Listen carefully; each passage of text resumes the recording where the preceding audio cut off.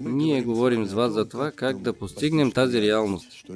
Че реалността е друга от това, което виждаме. Нещо съвсем различно. Пише Баал Сулам в статията "Мир в света". Той пише така: от всичко съществуващо в действителността и хубаво и лошо, дори най-лошото и дори най-вредното в света има право на съществуване. И никакво явление не трябва да се изтребва и да се унищожава. На нас е възложена задачата само да поправим и да го върнем към източника. Защото това е изображение на нашите отрицателни свойства, които трябва да поправим. И тогава всички тези отрицателни герои, действия и всичко останало просто ще изчезнат. По-точно ще се превърнат положителни. Към тебе предявяват някакви претенции, обвиняват и така нататък. Този човек говори истината. Аз трябва да се променям. Но това е почти невъзможно. Ти винаги застава, иначе няма да поправиш света. Но той става твой враг веднага. Не, този свят се явява твое отражение. Като копия от теб са взели отново всички твои вътрешни свойства и са нарисували вместо тях ето тези външни образи. От теб отвътре пускат кино.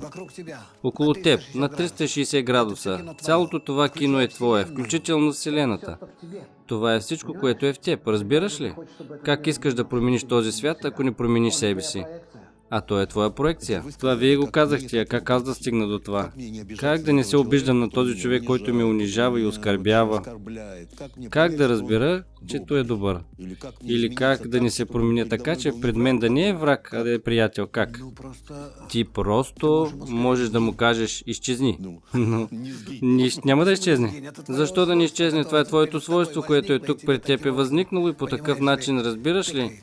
Ти го посочва. Това разбира се и шега. А всъщност трябва да разбереш, че това си ти. Пред теб разиграва сцена от твоите вътрешни свойства.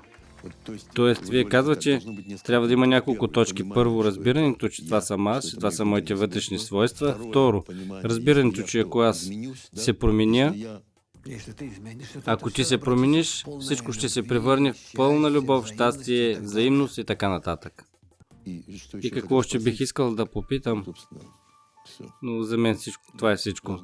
Важното е това да го разбера. Науката Кабала е построена на този принцип.